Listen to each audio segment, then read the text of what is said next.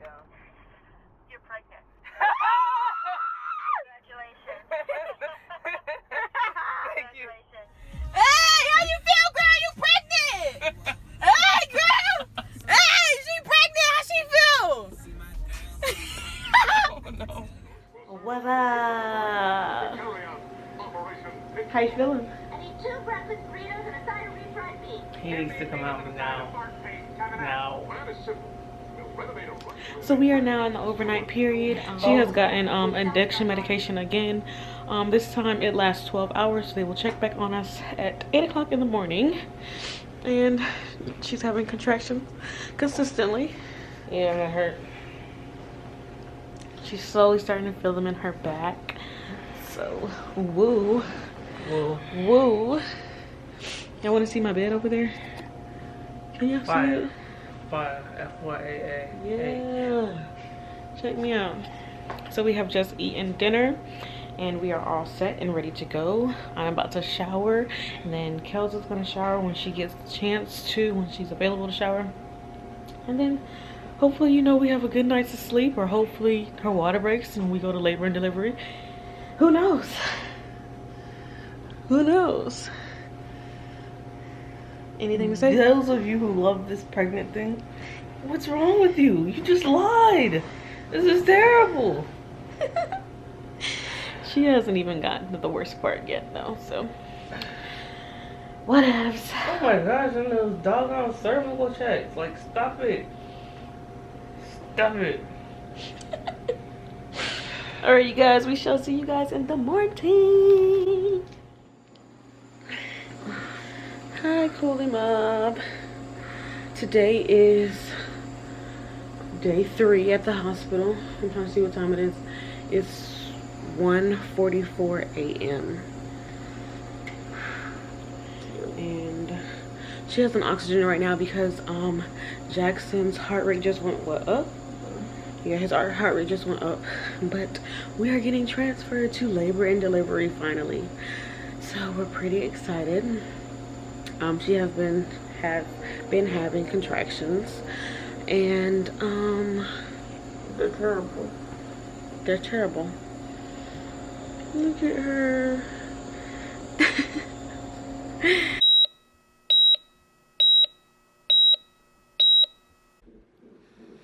Hi, how are you?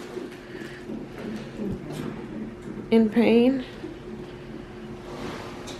We are officially in the labor and delivery room. Jackson will be over there soon, hopefully.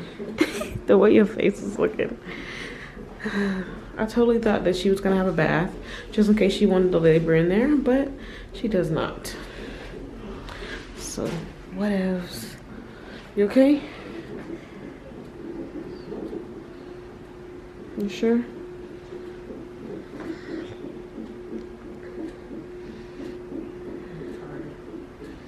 You tired and you laboring? I'm sorry. I wish it was better, but it's not. Oh, this is where I'm sleeping tonight. In this chair. It's no bed for me. So, we shall see you when you're really in pain. Say bye. Bye. It is now. What time is it? It is now 9:22 a.m. It is now 9:22 a.m. and Kels is about to get epidural. She's gonna get the walking epidural. I like medicine. She has been getting drugged up already though, because her contractions is painful. But yeah, we're gonna get the epidural and see how it goes. She is 3 to 4 centimeters dilated already, and then we're gonna try to work this baby out.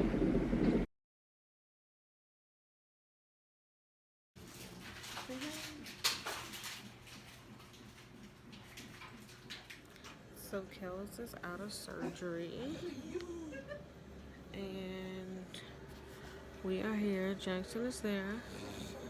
Kels is there. She's like super duper tired, and she keeps on snoring so loud, it's scaring me. But you guys, Just realized this is gonna be tough.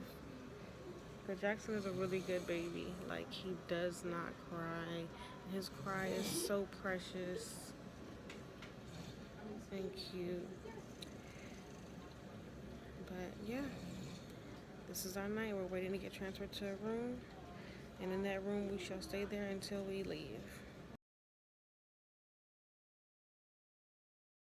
What is up, Cooley mob? So obviously you can see that I have a wonderful son. Okay, I have a wonderful baby boy. Oh, he's looking at me. He just looked at me like, girl, and he smiled. Okay. But yes, don't mind my stomach because this is just my daughter. But yes, I have a wonderful son. So literally, we got home today. Yes, Just today.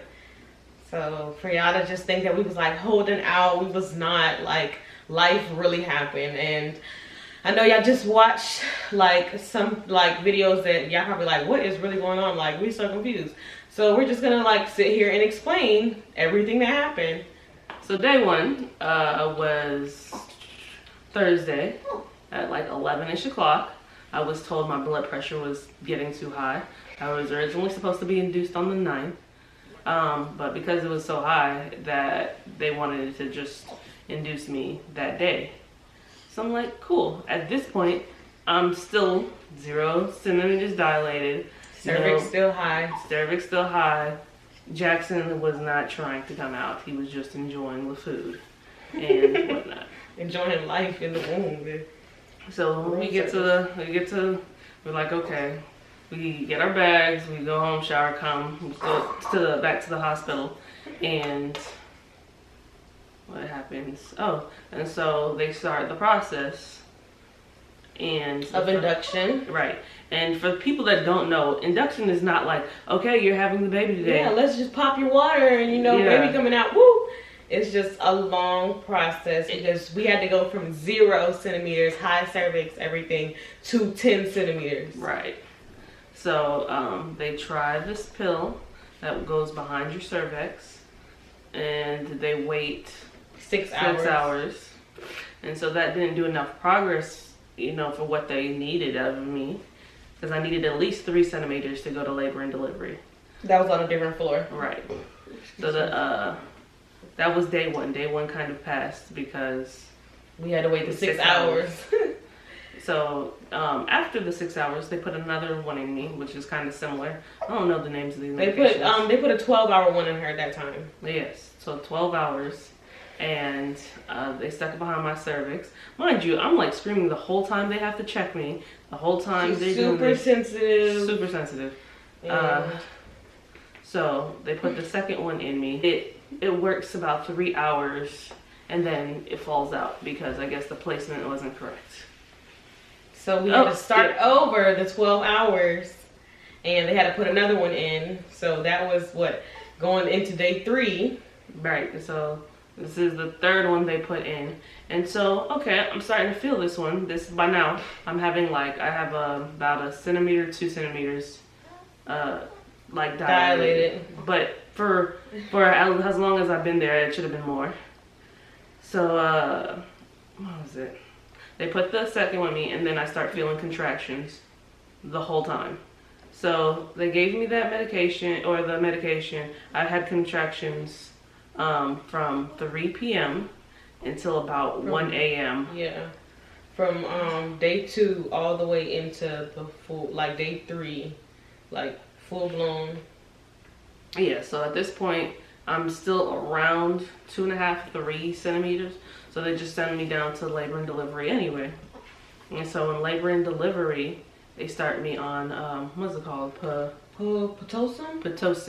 Pitocin. So when they start me on the Pitocin, they gave me a dose. And at this point, the contractions, I've been having them for hours. I'm tired of the pain. So I asked for... epidural? No, I didn't ask for epidural yet. I asked for something to relieve the pain. So they gave me fentanyl. In your IV, yeah. And I was high within 2 seconds, and that helped, but it only lasted an hour. That was so depressing.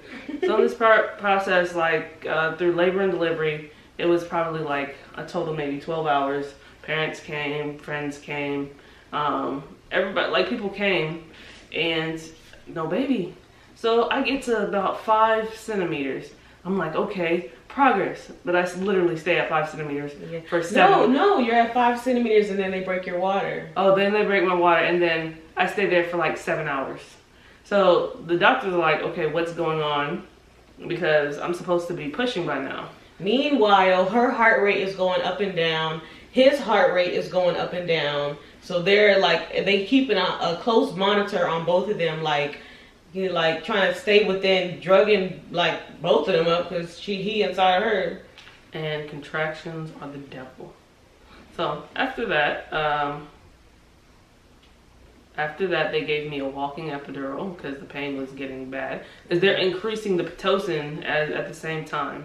So after that, I couldn't handle like the medication at all. So I go from a walking epidural to a full-blown epidural. I asked for a walking epidural. They gave it to me. That was awesome up until the point where it ran out.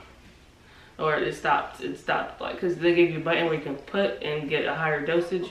So it wore off, and I had to get another epidural, but I had weak veins because I was dehydrated. So they stuck me maybe like 50 times. It felt like. By then she had already had her 3rd IV. One IV fell out. One IV, I guess somebody screwed on like the knob too tight, so they couldn't even open it to put more medication in there. So then she had to get another IV, and then she was already dehydrated from the day before because she didn't eat. She was throwing up. Like day 2, she didn't eat at all. She was throwing up. You was asleep too. Yeah. Because the medication that they was giving her was making her tired, so it was just like no winning basically. My veins were weak. I had to get an IV, but nobody could put an IV. I feel like they called the entire hospital. They had the anesthesiologist in there. Two. It was one person on this arm, one person on this arm. Both of them was trying at the same exact time to put an IV inside of her. Because at this time, she's sitting here with contractions like, oh my God. I'm like, she couldn't even control herself. Like, they were terrible. While one woman is trying to get out of her arm and put a band-aid on her, she started holding her back for a contraction, and the blood just started coming out her arm because she didn't even bandage it up yet. Like, it was just like extreme. Like, and I was just watching like, oh my God, I can't tell her what's going on, because if I told her, I felt like she would have freaked out and like been it would have just been my fault that like everything was getting worse. So then I was just like, calm down, just like stay quiet, let them do their job. By this time I was just like over it, because they kept poking her with these needles and it wasn't working, and they kept just trying, and they was just hurting her even more. Like, and I was mad. Every time I looked at her, she looked really sad. So I was like, oh my gosh, what are they doing to me? So finally, after using like this ultrasound thing for veins, they found a vein, they locked it in, and the pain started to subside. And then, okay, I'm like, okay, I'm ready to push, you know. The pain subsided. Now you guys can check to see if I'm dilated. So it had been a span of 7 hours of me going through terrible, terrible contractions with no medication. I'm trying to get people and everything. So, they found out she was still 5 centimeters dilated. For 7 hours. So by then, like, we was just like, what in the world? So we thought we was just gonna have to keep waiting, you know, on her to dilate. But then the doctor came in and was like, hey, you know, this is not normal. We see that like your heart rate is high, his heart rate is high. We don't really know what's going on, and we don't know if he's positioned wrong. They said that he might be either on her back or maybe faced up or something like that. So the best decision was a C-section. So by then, I just started crying. I'm about to start crying now, like, because I was so sad. We were both sad, and when I saw her cry, I started crying. And I looked at my mom, and she was like, oh my gosh. I was just in there like, I was like, so what's the risk? Like, because we were not trying to go through a C-section. We wanted a natural birth, like, so bad, but I mean, I feel like everything happens for a reason. What if we would have like decided to wait, and you know, something would have happened to Jackson or something like that? So I feel like it is good that, you know, we did go through with the C-section. Yeah. So we had a quick team meeting, and like we decided, okay, we're gonna do this. And 30 minutes later, I was getting prepped for a C-section. Yep. And I had my clothes on, dressed and ready to go. I'm gonna pop a picture in there for y'all.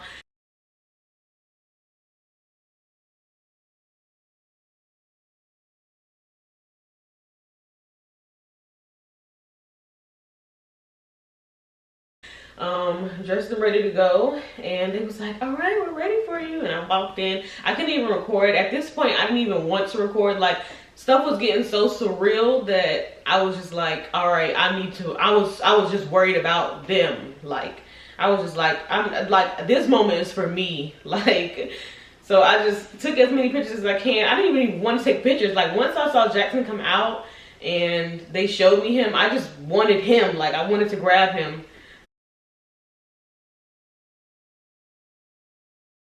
Like, okay. Oh, by the way, this is a part I really don't remember. So from the C-section on, like, which is about 2 days, I don't remember it clearly. So after Kels had her C-section and I got my little hormones all together and stuff.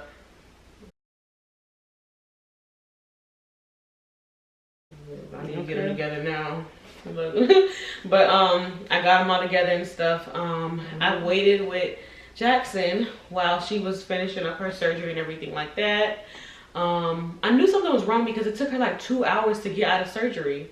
And they was like, it was like they said the whole process should be about maybe an hour, but you know, 30 minutes to basically open and 30 minutes to close, like that. So I was like, something is wrong. So I'm in there with Jackson, and then she finally come in there, and I'm talking about she's like doped up, can't do anything, can barely talk. Then the doctor came in and was like, you lost a lot of blood. Meanwhile, they told us that this was a risk, a low risk, like 1% chance that you could lose blood. Hey, would you like to get on? Would you like to accept it? He asked her that before the surgery, and she was like, do I absolutely have to? And I was like, yes, like, sign the paper. So, like, in case you die, you know, or you about to die and you need it, then you can take it. So she's doped up, and he asked her, like, you lost a lot of blood. You lost a pint of blood. Would you like to go ahead and like get this blood transfusion? And she was like, do I absolutely have to? I don't remember that. So I'm sitting there like totally pissed off. Like, what do you mean? Like, you need this blood? Like, she was so weak, not even because of the medication anymore, just the fact that she lost so much blood. So I was just in there like panicking. They was just really checking like her high blood pressure still. And then checking her, she was running a fever. She ended up getting an infection while she was in the hospital. So then Jackson, they had to run antibiotics through him. So while she's downstairs, I went upstairs with Jackson. They had to put an IV in his hand. He was a trooper though. He didn't cry or anything. He was just like so good. I was standing there like I was about to cry, like, but he did good. And I was tired, y'all. Like, throughout this whole process, I barely got any sleep because I was just like so worried about her. I kept asking, are you okay? Are you okay? Are you okay? So it was like this last part when it was like actually he was here, she was like just getting out of surgery. I was tired by then, and like I think I fell asleep like on his like the little bucket that they be putting them in. I fell asleep like laying on there because one, nobody was gonna steal my baby, and two, I was tired.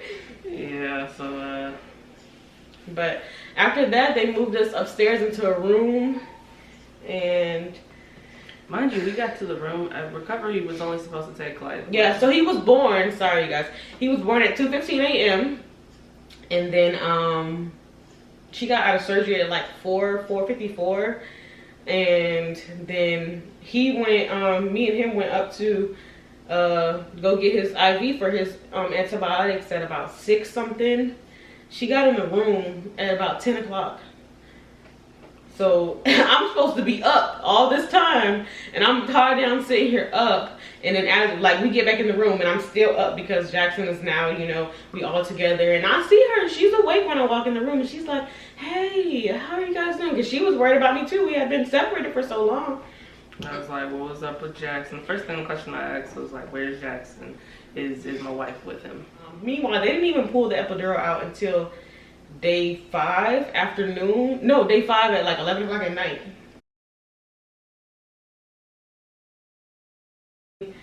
Kelsey basically was just asleep. She was so weak, and she was so dehydrated. She lost blood. It was like everything that could possibly happen as a risk happened to her.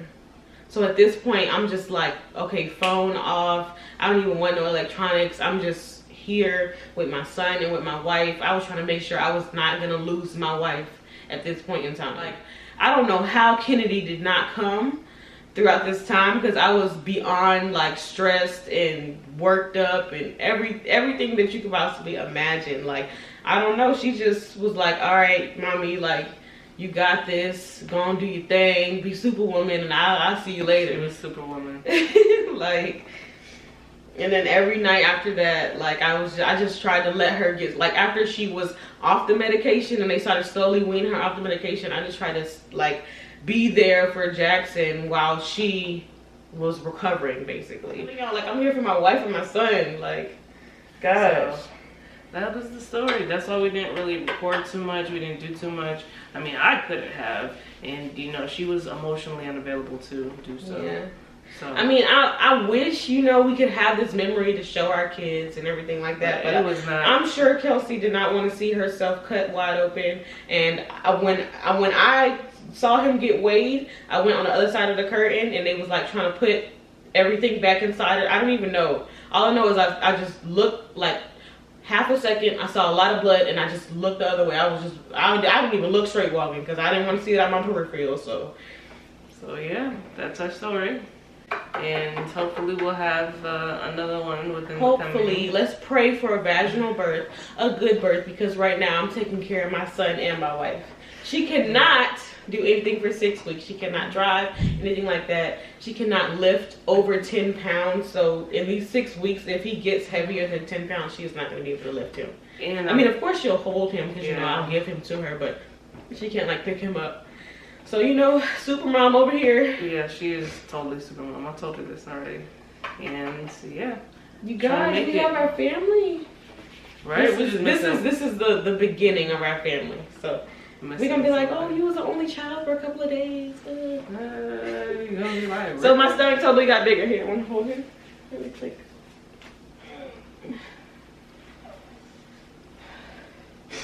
Meanwhile, he was 7 pounds 12 ounces. But want to see Kennedy, y'all? Y'all see her? My shirt just won't go down, so I just forget it. But you know, yeah, I'm gonna be 40 weeks on Friday, you guys. But we thank you guys for all your support, all your love, all your prayers, all your hopes, wishes, everything. We do appreciate you guys to the max. And yeah, we thank you guys for just, you know, trying to keep up with us, trying to find out what's going on. Yeah, thank you guys so much for watching this video. Like this video. I cannot say it enough. Our son is here. Like, why would you not like it? Why would you not like it? Subscribe, follow us. Meanwhile, we are not showing the babies until both of them are delivered. So like, comment, subscribe, and share this video if you liked it. Cooley Mob out. Cooley Mob +1 +1.